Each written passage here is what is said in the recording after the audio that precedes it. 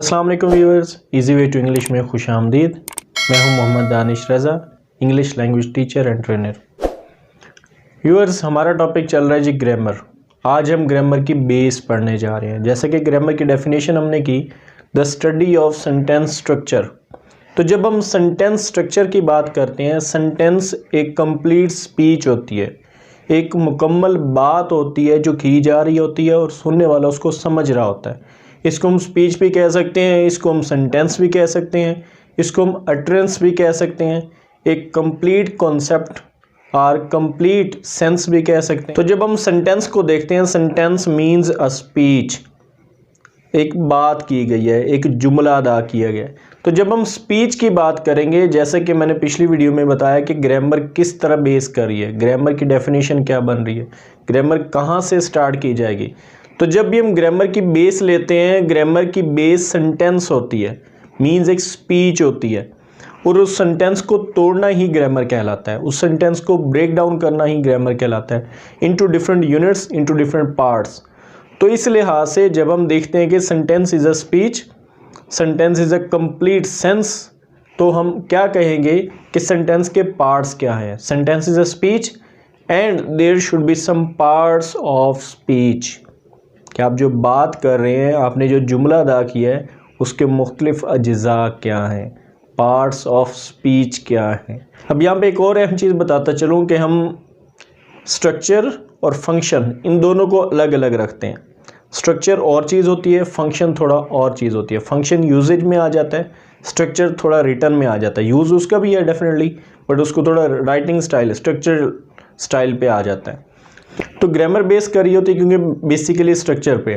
तो हमने स्ट्रक्चर के लिहाज से सबसे पहले पार्ट्स ऑफ स्पीच को पढ़ना है, फिर उसके बाद हम फंक्शन के लिहाज से भी देखेंगे कि पार्ट्स ऑफ स्पीच क्या होते हैं। तो पार्ट्स ऑफ स्पीच, इनको उर्दू में हम अज्जाए कलाम भी कहते हैं। स्पीच, कलाम, पार्ट्स, अज्जा। तो पार्ट्स ऑफ स्पीच, अज्जाए कलाम क्या होते हैं। तो इंग्लिश के लिहाज से, इंग्लिश की ग्रामर में 8 पार्ट्स ऑफ स्पीच है। There are 8 parts of speech. Noun, जिसको हम इसम कहते हैं उर्दू में। दूसरा जी प्रोनाउन, इसको इसमें ज़मीर कहते हैं। तीसरा जी एडजेक्टिव्स, इनको हम इसमें सिफ्त कहते हैं।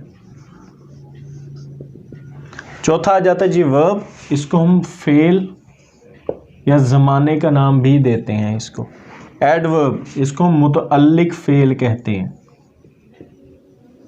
मुतअल्लिक फेल, वर्ब फेल, एडवर्ब, मुतअल्लिक फेल। प्रेपोजिशन, इनको हम हरूफे जार कहते हैं। फिर आ जाता है जी कंजक्शन, कंजक्शन में हम हरूफे इल्लत कहते हैं इनको, और इनको हरूफे इस्तिजाबिया, इंटरजेक्शंस।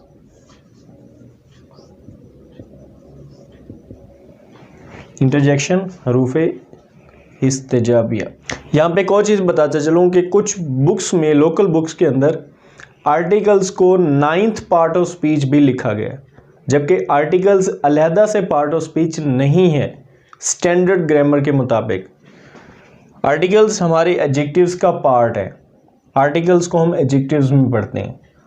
तो इन टॉपिक्स को हम तरतीब से एक एक करके पढ़ेंगे। जब एडजेक्टिव्स आएगा तो फिर हम डिटेल में पढ़ेंगे और समझेंगे कि ये आर्टिकल्स एडजेक्टिव्स का पार्ट क्यों है, मुकम्मल कॉन्सेप्ट और लॉजिक के साथ, विदाउट लॉजिक नहीं, बल्कि हम समझेंगे कि आर्टिकल्स एडजेक्टिव्स क्यों हैं, कैसे हैं, इसके अंदर क्यों आते हैं, इसकी ब्रांच क्यों है, अलग से एक टॉपिक या अलग से पार्ट ऑफ स्पीच क्यों नहीं है।